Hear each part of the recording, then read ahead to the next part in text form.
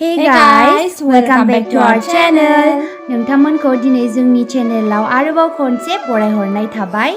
जोङो दिनैहाय मायाव थांगासिनो दं होनोबा दतमायाव।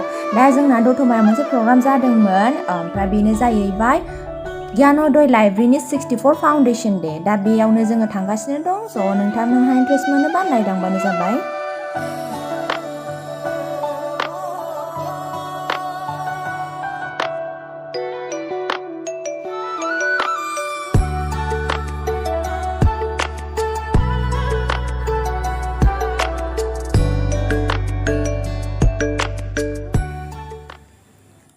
दा जोङो सफैबाय प्रग्रामाव, बेनिफ्राय जाथ'वाखैमोन आरोना, प्रग्रामा स्टार्ट जाथ'वाखैमोन। दा बेयाव जोङो आलासि बिथांमोन गेदेमा सारमोनजोंहाय जिरायफानानै दंमोन आरोना। दा बिसोर ज' रायलायदोंमोन, गावजों गाव इन्ट्रडाक्सन होलायलायदोंमोन। दा जोंबो बेयावनो दंमोन आरो जिरायनानै।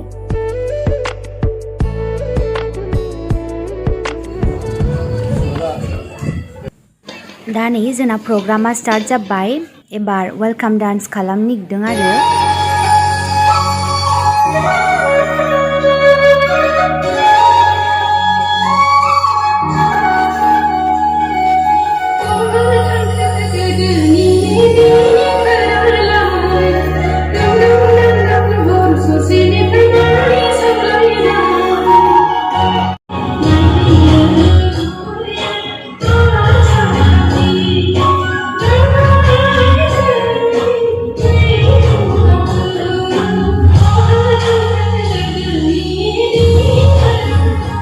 दा बिनि गेजेरावनो आलारि सोरां ख्रिस्टि आफादा मोसानो नागिरदों।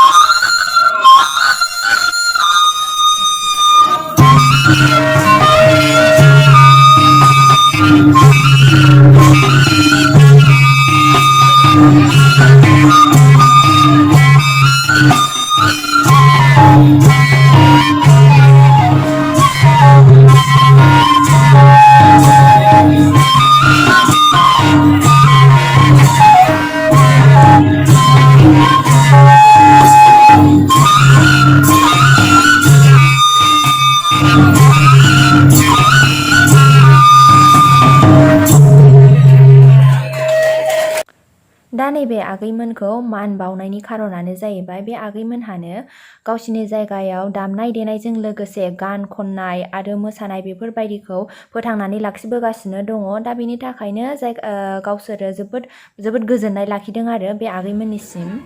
दा आरोबाव नै बे प्रग्रामनिनो चिफ गेस्ट सार जगत बर'आ गासामुनि लाइसिखौ बे प्रग्रामनि गेजेरावनो बेखेवनानै होलांदोंमोन आरो। बिथांमोनहा बोसोरैनो बे लाइसिखौ दिहुनबाय थानाय जायो आरो बे खेबावबो दिहुनदोंमोन। जोबोद मोजां बे लाइसिया।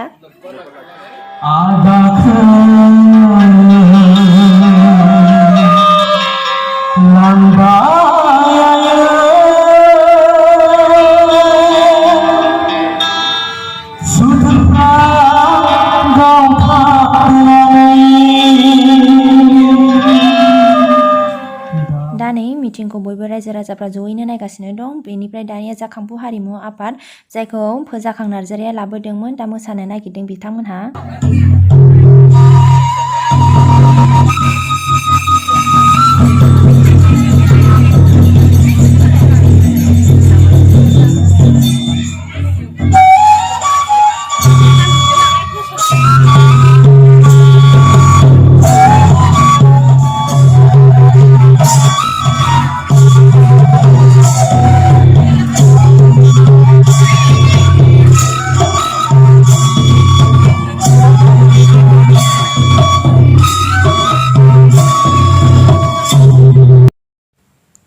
दा बे प्रग्रामावनो बिथांमोनहा जोबोर मोनसे मोजां खामानि मावदों। बेनो जाहैबाय गथ'फोरखौ इन्सपायारबो खालामदों। दा बेयावहाय गोबां बायदिसिना कम्पिटिसन होनानै दा बिनिनो नै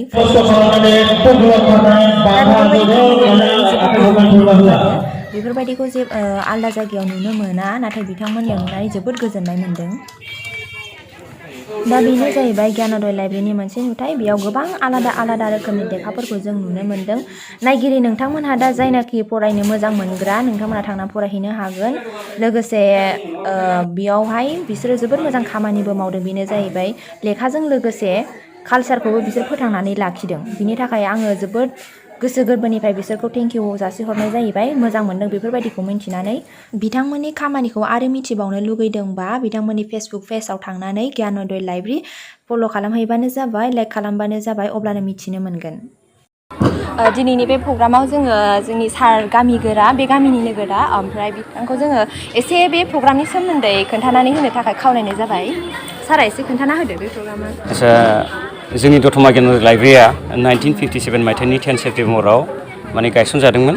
दा दिनैहाय जोङो 64थि जेनाखि गायसननाय सान बे फोरबोजों लोब्बा लाखिनानै जोङो सानथामनि हाबाफारि 10 तारिख 11 तारिख 12 तारिख सेप्तेम्बर दिनै अपेन सेसन माने जोबथा हाबाफारि दिनैहाय जोङो गाहाय आलासि हिसाबै जों लिंहरदों बिटिआरनि लाइब्रेरि डिपार्टमेन्टनि सिएसडि सार जगत बर' सारखौ जोङो दिनै गाहाय आलासि हिसाबै लिंहरनाय जादोंमोन दिनैनि बे हाबाफारियावहाय।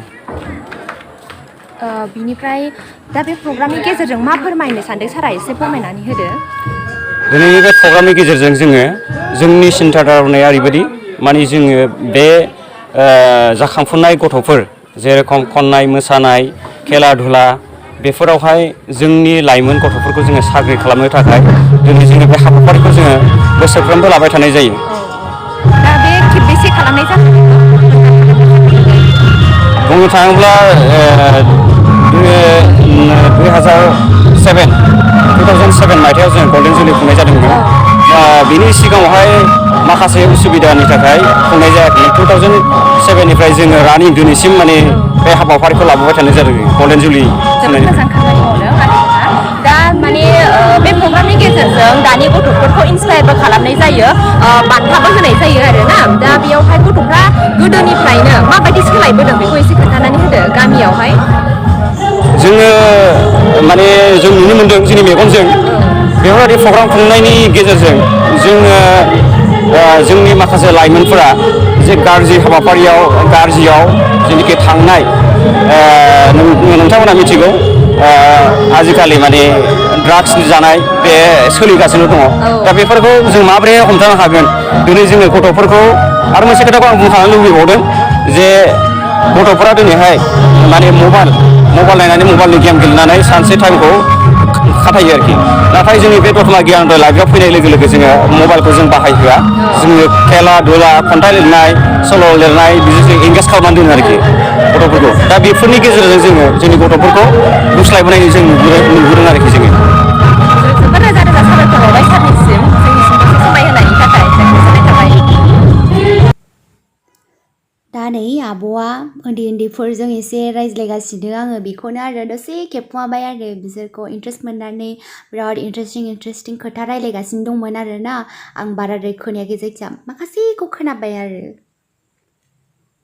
दा जोंजों दङ बे फाउन्डेसननि गाहाय नेहाथारि बिरखां ब्रह्म होनदोंमोन ना। दा नोंथाङा खोन्थानानै होदो एसे जे बे प्रग्रामखौ खालामनानै जेन'बा मा इनिसियेटिभ खामानि माने मा खुंबोदों नोंसोरो दा जोङो दिनैसिम बै 2007निफ्राय बेबायदिनो हाबाफारि लाबोबाय जे ज्ञानोदय लाइब्रेरिनि जोनोम सान। बे जोनोम सानाव जोङो सानफ्रामबो दिनै जे हाबाफारि लादों बे हाबाफारिखौ लाबोदों गोदोनिफ्रायनो। दा बे दिनैनि 64 फाउन्डेसन डे एबा जोनोम सान बे जोनोम सानाव जोङो गोदानै माखासे बुस्थु बादायलायनाय जोङो बेखौ सोदेरदों। जेरै सोंगाब बादायलायनाय दंखायो नाथाय एक्सटेम्पर स्पिच बा कुइज कम्पिटिसनखौ गोदान लानाय जादों। दा बेजों लोगोसे जोंहा ज्ञानोदय लाइब्रेरियावनो मोनसे ख्रिस्टि आफाद जों बेखेवदों दिनै। बे ख्रिस्टि आफादनि मुङानो जाहैबाय लाइमोन सोरां ख्रिस्टि आफाद। बे ख्रिस्टि आफाद आरो लोगोसे जोंहा गोदोहाय बावैसो सिगां बांद्रायबो गोबाव नङा 2007 जे गल्डेन जुबलि बे गल्डेन जुबलियाव जोंहा गासा मुंनि मोनसे बिसम्बि बेखौ जोङो बेखेवनाय जादोंमोन। दा बे गासा मुंनि मोनसे बिसम्बिखौ जोङो सोलायनानै गासा मुंनिनो मोनसे खुगा लाइसि बे लाइसि जोङो बानायनाय जादों नैथि बिसान। बे खुगा लाइसियाव जोङो लाइमोनफोरनि बा देरफुनायफोरनिबो बा एसे लिरगिरि बिथांमोननिसिमबो जोङो माखासे लाइजाम हरनानै माने बिनिफ्राय मोनफा मोनफा आर्टिकेल लाबोनाय जादों। बे आर्टिकेलखौ लाबोनानै जोङो मोनसे बिजाब महरै दिहुनदों, बेनो जाहैबाय गासा। दा बेबायदिनो जोङो लाइमोनफोरखौ मोनसे बिजाब महरै दिहुननानै बिसोरनि लिरनायखौ मोनसे बिजाब महरै साफायनानै जों बिथांमोननो थुलुंगा होनो सानदों। जाहाथे बिथांमोना इयुनाव थुलुंगा मोननानै साफा मोजां सान्थौगिरि बा लिरगिरि जाहैनो हाथों बेखौ जोङो थुलुंगा खांहोनायजों लोगोसे मिजिंथिनानै जों बे खुगा लाइसिखौ दिहुननाय जादों। नोंथांनिसिम रोजा रोजा साबायखर थाबाय जोंनो एसे समाय होनायनि थाखाय दा गोजोननाय थाबाय। दा बे प्रग्रामनिनो चिफ गेस्ट साराबो थांनो नागिरबाय दा बिथांजोंनो एसे रायलायदोंमोन आरोना आदैजों। दिनै जोङो गियानोदय लाइब्रेरि बिनि 64 फाउन्डेसन डे दिनखालि जोङो बिनिनो आफादगिरि बिथां रिबु ब्रह्म बिथांनिसिम फंनैसो कुइसन खालामनो नागिरदों। बेनो जाबाय माने नोंथाङाथ' आफादगिरि हिसाबै गोबां मोजां खामानि मावबाय दा आरो नों आफादगिरि जासान्दियाव आरो मा खालामलांबावनो सानदों एसे खोन्थानानै होदो। बेनो जाहैबाय आङो जोंनिफ्राय मोनसेल' सिमां दंमोन माने गुबुनाव जोंहा माने बेबादिनो जि दा बागुरुम्बा मोसागासिनो बेबादिनो आङो माने गुबुन मुलुगाव बा गुबुन जायगायावबो जोंनिफ्रायबो माने दतमा गियान लाइब्रेरिनि मोनसे मुंखौ लाखिनो थाखाय जोंहा दतमा बर' हारिमु आफाद दंमोन बेबादिनो मोनसे जोंनिफ्रायबो मोनसे हारिमु आफाद बादि दिन मोनसे माने जोनोम होनायनि मोनसे सिमां दंमोन। दा बे सिमाङा दिनै नोंसोरनो बेखौ निस्सय खोनाबाय आलारि सोरांनि मोनसे जोंहा हारिमु आफाद बेखौ जोनोम होनो हानायाव आं बिराद गोजोननाय मोन्दों। माने आफादगिरिनि समावनो आं बेखौ जोनोम होनो हादों बेखौ मोनसे जारिमिनारि सान बियो। दा बेबायदिनो आरो मोनसेबाव आङो दा थांखि लाबावदों गोसो सिंजों बेनो जाहैबाय जोंनि बे लकेल माखासे जोंहा इन्टेलेक्सुयेल बा माखासे टेलेन्ट गथ'फोर दङ बिसोरखौबो लानानै आं माखासे सिमां सुजुगासिनो जायफोरखौ मोनफ्रोमबो टेलेन्टखौ मोनफ्रोमबो मोनसे प्लेटफर्म होनानै आं बिथांमोनखौ श' खालामनानै माबा मोनसे बिथांमोनखौ जाफुंसार जाहैनो हानाय जेरेखम सोरबा सासे बा सानै जोंनिफ्रायनो मोजां मोनसे खन्थाइ आवरायनो माने गोरों बिथांमोनखौबो बेफोरबायदि मोनसे नाजानानै आङो आरो दाख्लैसो बावैसो दुलाराय बर' फरायसा आफादा डिस्ट्रिक्ट नाङैनो मोनसे अनलाइननि गेजेरजों खन्थाइ आवरायनाय हाबाफारि लादोंमोन। बेवहाय जों गियान लाइब्रेरिनिफ्रायनो नैथि बान्थाखौबो बेवहाय मोननो हादों।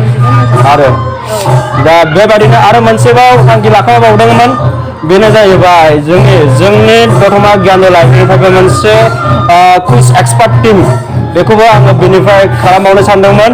बेखायनो आङो जोंनि बे दतमा गियान लाइब्रेरिनि सेथि सानाव जिहेतु 10 सेप्तेम्बरा जोंनि दतमा गियान लाइब्रेरिनि गायसननाय सान 10 सेप्तेम्बरा जोंहा देग्लाय सानथामनि हाबाफारि लादों मानोना 10 सेप्तेम्बरा शुक्रबार गोलैदों।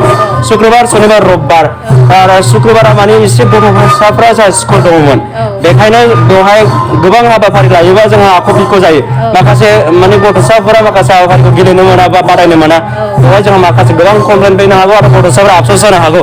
बेखायनो जोङो शनिबार आरो रबिबार गोलाव मोनसे हाबाफारि लादेरनानै जोङो बेफोर सानथामनि मोनसे माने रेसपन्सिबिलिटि लानानै जानाय लोंनाय थिग गैयालासिनो गोबां माने जोंनि मावगिरिफारि लोगोफोरा जोंखौ मदद होनानै दिनै सानथामनि हाबाफारिनि जोबथा सान बे जोबथा सानाव दिनै आरोबाव मोनसे थांखिखौ आङो नोंसिनो खोन्थाबावगोन बेनो जाहैबाय आरो जाफुंसार जाबाय बियो माने गथ'साफोर बे खन्थाइ लिरनो गोरों लिरबिदां जिखुनु जाया लिरनो गोरों बिथांमोनखौबो साफा राइटार हिसाबै जोनोम होनो थाखाय जोङो दिनै गासा खुगा लाइसिखौबो जोनोम होनो हाबाय। बिथांनिसिम जोबोद गोजोननाय थाबाय आसा खालामो आरो बिथाङा बेबायदिनो खामानिखौ मावलांबाय थागोन आरो मोजां फिथाइ लाबोगोन होननानै थेंक इउ। दा आसा खालामो जे बिथांमोनहा बेबायदिनो साबसिननिफ्राय साबसिन खामानिखौ मावलांबाय थागोन आरो जौगाहोलांबाय थागोन होननानै आरो नायगिरि बिथांमोनखौबो बेखौनो आसा खालामनाय थाबाय जे नोंथांमोनहा बेबायदिनो सापर्ट होलांबाय थागोन होननानै। जोंनि भिडिअखौ जोबजासिम नायनायनि थाखाय थेंक इउ स' माच लाभ इउ अल बाय बाय बेबायदिनो सापर्ट होलांबाय था नोंथांमोनहा।